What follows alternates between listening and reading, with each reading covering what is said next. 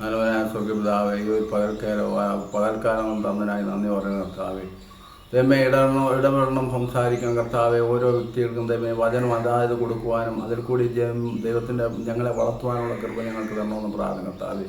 ദൈവമേ, ഞങ്ങൾ വെറും വട്ടപൂജകളും ഒന്നുമില്ലാത്തവരുമാണല്ലോ കർത്താവെ. നീ നിൻ്റെ പരിശുദ്ധാത്മാവ് നിറച്ച് ഞങ്ങളെ നീ സഹായിക്കണമെന്ന് പ്രാർത്ഥിക്കുന്നു. നീ അനുഗ്രഹിക്കണം കർത്താവെ. ഓരോ വ്യക്തികളെയും ദൈവത്തിൻ്റെ പരിശുദ്ധാത്മാവിനെ വലയത്തിൽ കൊണ്ടുവരുവാൻ ഞങ്ങളെ അനുഗ്രഹിക്കണമെന്ന് പ്രാർത്ഥിക്കും. യേശു നാമത്തിൽ തന്നെ ആമീൻ. 40-ാം എന്നാൽ ദൈവത്തിൽ ആശ്രയിക്കുന്നവർ വീണ്ടും ശക്തി പ്രാപിക്കും. അവൻ കഴുകനെ പോലെ ചിറകടിച്ച് ഉയരും.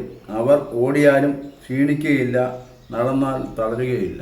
എന്നാൽ ദൈവത്തിൽ ആശ്രയിക്കുന്നവർ വീണ്ടും ശക്തി പ്രാപിക്കും. ദൈവത്തിൽ ആശ്രയിക്കുന്നവർ കഴുകനെ പോലെ പറന്നു വരുന്നു. നമ്മളെ ഈ പുതുവർഷം നമ്മൾ 2025 കഴിഞ്ഞു. പലതും നമുക്ക് കഷ്ടങ്ങളും നഷ്ടങ്ങളും നേട്ടങ്ങളും കോട്ടങ്ങളും എല്ലാം ഉണ്ടായിട്ടുണ്ട്. പക്ഷേ എന്നാൽ അതല്ല, പുതിയൊരു വർഷത്തിനു വേണ്ടി നമ്മൾ കാത്തിരിക്കണം. കർത്താവ് അതാ പറഞ്ഞത്, എന്നാൽ ദൈവത്തിൽ ആശ്രയിക്കുന്നവർ വീണ്ടും ശക്തി പ്രാപിക്കും. ദൈവത്തിൽ ആശ്രയിക്കുന്നവരാണ് കേട്ടോ. വേറെ പലതിനും നമ്മൾ ആശ്രയിക്കുന്നുണ്ട്, പക്ഷേ അതെല്ലാം നിഷ്ഫലമാണ്. തൽക്കാല സുഖത്തിനു വേണ്ടി നമ്മൾ അവിടെ ഇവിടെ ഓടിയവർ, ദൈവത്തെ വിളിച്ചവർ വീണ്ടും പുറമോട്ട് ഓടി അവരുടെ മന്ത്രവാദികളുടെ കൂടെ ഇവിടെ എല്ലാം പോയിട്ടുണ്ട്. അതെല്ലാം തൽക്കാലമേ ഉള്ളൂ. അടിസ്ഥാനം കോൺക്രീറ്റ് കൊണ്ടാവണമെന്നാണ് പറഞ്ഞത്.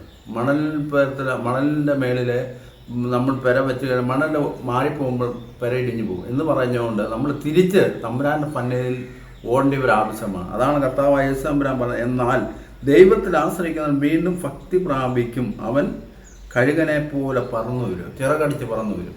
കഴുകൻ്റെ ജോലി എന്താണെന്ന് പറയും. കഴുകന് പ്രായമായിരിക്കുമ്പോൾ, അതായത് ഇത്തിരി ഒരുമാതിരി പ്രായമായി വലിയ പാറകളുടെ കെട്ടിലുള്ള മണ്ടയിലാണ് കൂട് കൂട്ടുന്നത്. ഞാൻ പലവട്ടം ഇത് പറഞ്ഞതാണ്. ഈ പാറ ആവുന്ന ഇതെടുക്കുമ്പോൾ ഈ കഴുകൻ്റെ ചിറകിലെല്ലാം മേടി മൊത്തം സ്വന്തം ചുണ്ടുകൾ കൊണ്ട് പറിച്ച് പുറത്തെടുത്തും അതിന് വേദന സഹിക്കും. അതെല്ലാം എടുത്ത് പറിച്ച് കളഞ്ഞിട്ട് ഈ കാണാൻ ചെല്ലുന്ന നമ്മുടെ രോഗിയെ പോലെ കാണാൻ ചെല്ലുന്നവരുടെ കയ്യിൽ നമ്മളെന്തായിരുന്നേ, ഒരു രോഗിയെ കാണാൻ ചെല്ലുന്ന ആപ്പിളും മുന്തിരിങ്ങ അയക്കും. എന്നാൽ കഴുകനെ കാണാൻ ചെല്ലുന്നവരെന്താ ചെയ്യുന്നതെന്നറിയാവോ? അവർ ഇറച്ചിയാണ് കൊണ്ട് ചെല്ലുന്നത്. ഇറച്ചി കൊണ്ട് ചെന്ന് ഈ കഴുകൻ അങ്ങനെ ഇരുന്ന് ഇത് കിളിക്കുന്നിടം വരെ മാംസം കൊണ്ട് കൊടുക്കും. അന്നേരം ഇത് ശക്തി പ്രാപിക്കും. നല്ല കഴുകനെ, അതാണ് തമ്പുരാൻ പറഞ്ഞത്, ഇരട്ടി ശക്തിയിൽ കൂടിയാണ് അവൻ പലതിനേക്കായി മുന്നോട്ട് പോയി നല്ല ശക്തിയോട് ഉയർന്നു പറക്കുവാൻ അവന് കഴിവുണ്ട് എന്ന് പറഞ്ഞത്. അതാണ് തമ്പുരാൻ പറഞ്ഞത്.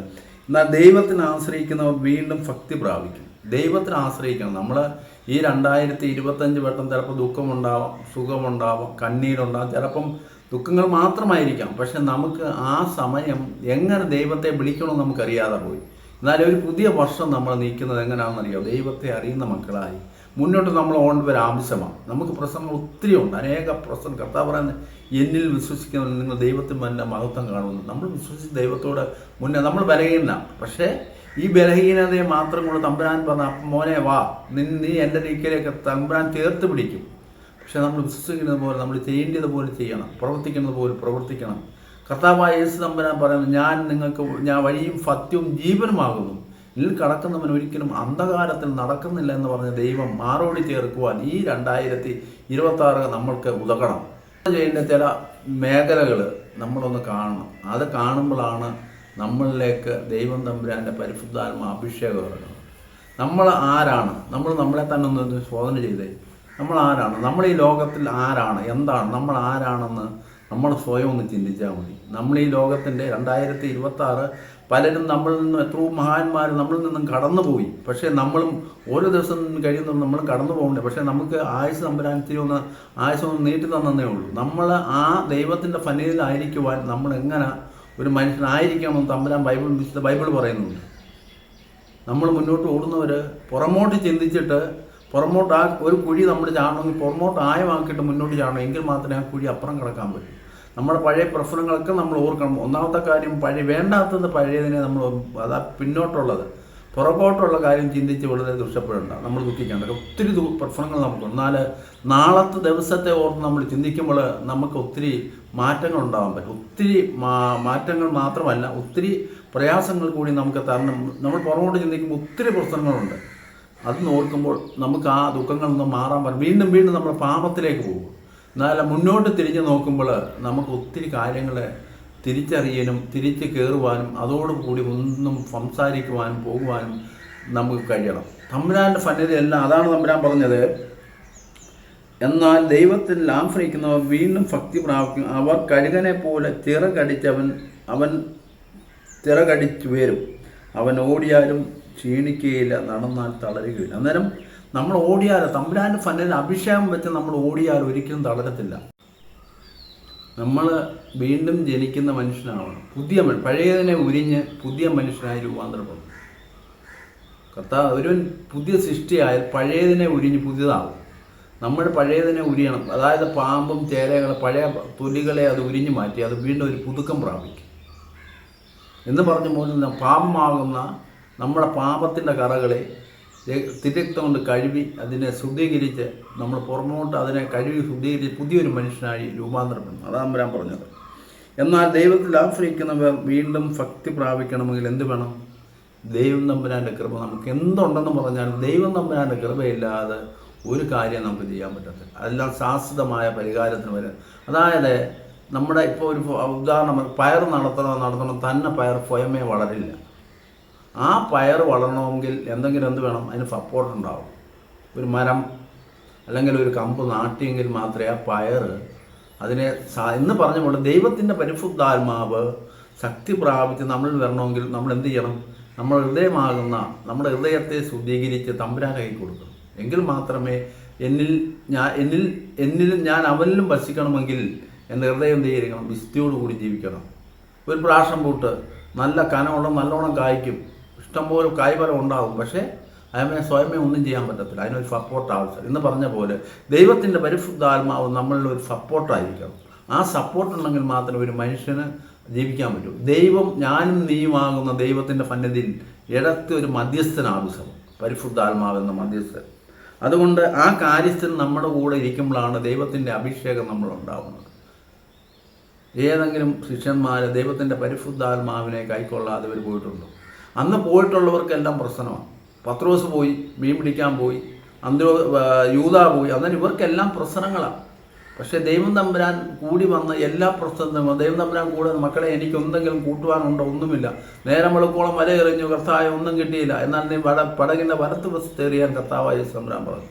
എന്നാൽ ദൈവം തമ്പുരാനെ കൂട്ടിപ്പോയപ്പോൾ പലതും കിട്ടി. ദൈവം തമ്പുരാൻ ഇല്ലാതെ പോയപ്പോൾ ഒന്നും കിട്ടിയില്ല എന്ന് പറഞ്ഞാൽ നമ്മൾ ഓരോരുത്തരും ദൈവത്തിൽ ഓടുന്നവരും ആശ്രയിക്കുന്നവരും കഴുകനെ പോലെ പറന്നു വരണമെങ്കിൽ തമ്പുരാൻ ഒരു കഴുകനെ ഉദ്ദേശിക്കുന്ന ദൈവത്തിൻ്റെ പരിശുദ്ധാത്മാവുന്ന കൃപ നമ്മളിലേക്ക് എത്തപ്പെടുമ്പോഴെന്ന് ആവശ്യമാണ്. നമ്മൾ ഒരു പുതിയ ദിവസം എന്താ നമ്മൾ ആഗ്രഹിക്കുന്നത്? ഒരു പുതിയ ദിവസം നമ്മൾ എല്ലാവരും നല്ലത് വേണമെന്ന് ആഗ്രഹിക്കണം. പക്ഷെ തിന്മയും നന്മയും തമ്പുരാൻ തന്നിട്ടുണ്ട്.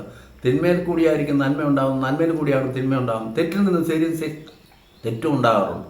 എന്നിനെ തെറ്റിനെ മാത്രമാക്കിക്കൊണ്ട് തെറ്റുകളെ തിരുത്തെടുത്ത് മാറ്റി ശരിയിലേക്ക് മാത്രം നമുക്ക് ഓടാൻ പറ്റുകയില്ല. നമ്മൾ മനുഷ്യനാണ്, ബലഹീനനാണ്. എന്നാൽ ആ ബലഹീനതയെ എടുത്ത് മാറ്റി തമ്പുരാനെ എനിക്കൊരു പുതിയ ദിവസം തരണമേ, നല്ലൊരു എല്ലാവരും ആഗ്രഹിക്കുന്ന നല്ല കാര്യങ്ങൾ ചെയ്യാനാണ്.